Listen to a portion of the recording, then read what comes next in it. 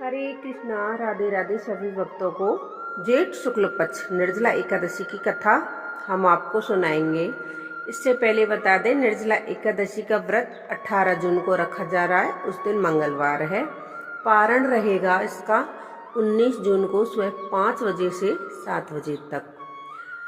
तो दोस्तों, साल में 24 एकादशियाँ आती हैं और जो महीना बढ़ता है उसमें 2 और आ जाती हैं, तो टोटल 26 एकादशियाँ होती हैं। तो उनमें से अगर हम उन 26 एकादशियों को कोई व्रत नहीं कर पाता, तो हम इस एक एकादशी निर्जल एकादशी का व्रत करके संपूर्ण एकादशियों का फल हमको प्राप्त हो जाता है। तो साल में एक बार व्रत करके हम पूरी साल की एकादशियों का फल प्राप्त कर सकते हैं।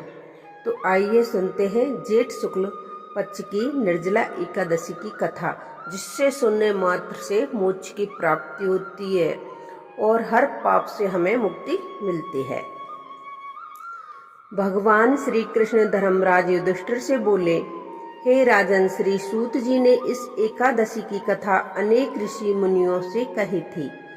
एक बार पांडु पुत्र भीम ने अपने पूज्य पितामह जी व्यास जी से भी निर्जला एकादशी की कथा का वृतांत जानने की जिज्ञासा प्रकट की थी।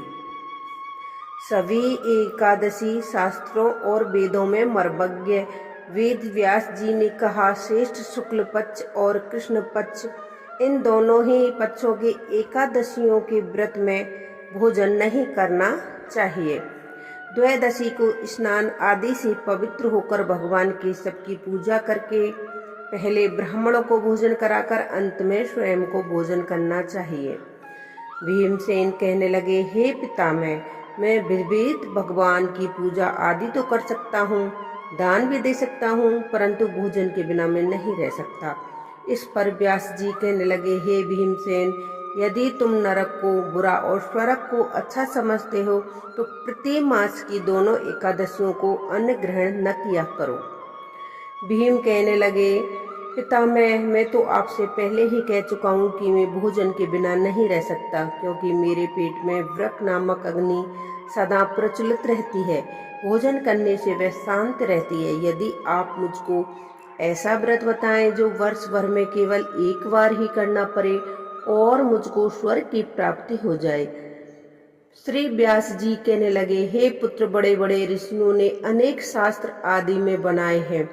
उन शास्त्रों में भी लिखा है कि मनुष्य को दोनों पक्षों की एकादशियों को व्रत करना चाहिए, इसमें उन्हें स्वर्ग की प्राप्ति होती है। श्री व्यास जी के वचन सुनकर भीमसेन नरक में जाने के भय से भयभीत हो गए और कांप कर कहने लगे, अब मैं क्या करूं? मास में 2 व्रत तो मैं नहीं कर सकता, अतः आप मुझे वर्ष में कोई एक व्रत बताइए जिससे करने से मेरी मुक्ति हो जाए। यह सुनकर व्यास जी बोले, ज्येष्ठ मास में सूर्य वृष राशि पर हो या मिथुन राशि पर शुक्ल पक्ष की जो एकादशी आती है, तुम उस एकादशी को निर्जल व्रत करो। इस एकादशी के व्रत में स्नान आचमन के अलावा जल वर्जित है, इसलिए इसे निर्जला एकादशी कहते हैं। आचमन में 6 माह से जल से अधिक नहीं होना चाहिए, अन्यथा वह मार्गपान से सदृश्य हो जाता है। इस दिन भोजन करने से व्रत नष्ट हो जाता है। यदि एकादशी को सूर्योदय से लेकर द्वादशी तक जल ग्रहण न करो तो उसे सारी एकादशियों का व्रत का फल प्राप्त हो जाता है। द्वादशी को सूर्योदय से पहले उठकर स्नान आदि करके ब्राह्मणों को दान आदि देना चाहिए। इसके पश्चात भूखे ब्राह्मणों को भोजन कराएं, फिर स्वयं भी भोजन करें। इस एकादशी का वर्ष का संपूर्ण एकादशियों के फल के बराबर होता है। व्यास जी कहने लगे, हे भीमसेन, यह मुझको स्वयं भगवान ने बतलाया है। इस एकादशी के पुण्य समस्त तीर्थों और दानों से भी अधिक होता है। केवल एक दिन मनुष्य निर्जल रहने से पापों से मुक्त हो जाता है। जो मनुष्य निर्जल एकादशी का व्रत करते हैं उनको मृत्यु के समय यमदूत आकर नहीं घेरते, वरन भगवान के पार्षद उसको पुष्पक विमान में बिठाकर स्वर्ग को ले जाते हैं। अतः संसार में सबसे श्रेष्ठ निर्जला एकादशी का व्रत है, इसलिए यत्न पूर्वक इस व्रत को करना चाहिए।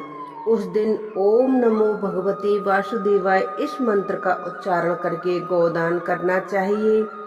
इस प्रकार व्यास जी की आज्ञा अनुसार भीमसेन ने इस व्रत को किया, इसलिए इस एकादशी को भीमसेनी या पांडव एकादशी भी कहते हैं। निर्जल व्रत करने से प्रथम भगवान का पूजन करके यह प्रार्थना करें, हे भगवान, आज मैं श्रद्धा पूर्वक निर्जल व्रत रखकर दूसरे दिन भोजन करूंगा। यदि आपकी कृपा से मेरे सब पाप नष्ट हो जाएं, इस जल से भरा हुआ एक घड़ा वस्त्र ढककर स्वर्ण सहित दान करना चाहिए। जो मनुष्य इस व्रत को दोपहर में स्नान तप आदि करके करते हैं, उनको करोड़ों पल सोने के दान का फल मिलता है, और जो इस दिन यज्ञ आदि करते हैं, उनका फल तो वर्णन नहीं किया जा सकता। निर्जला एकादशी के व्रत से मनुष्य विष्णु लोक को प्राप्त होता है। जो मनुष्य इस दिन अन्न खाते हैं, वे चांडाल के समान हैं। वे अंत में नरक में जाते हैं। ब्रह्म हत्यारे, माघपान करने वाले, चोरी करने वाले या गुरु के साथ द्वेष करने वाले इस व्रत को करने से सब स्वर्ग को जाते हैं। हे भीमसेन, श्रद्धा पूर्वक इस व्रत को करने को प्रथम भगवान का पूजन, फिर गोदान, ब्राह्मणों को मिष्ठान व दक्षिणा देनी चाहिए तथा जल से भरे कलश का दान अवश्य ही करना चाहिए। निर्जला एकादशी के दिन अन्य वस्त्र, पात्र, उपनहा, जूती आदि का दान भी करना चाहिए। जो मनुष्य भक्ति पूर्वक इस कथा को पढ़ता है एवं सुनता है, उनकी निश्चय ही स्वर्ग की प्राप्ति हो जाती है। फलहार, इस दिन आम की कैरी का सागर लेना चाहिए। दूध, आम और उनसे बने पदार्थ का फल भी आप ले सकते हैं।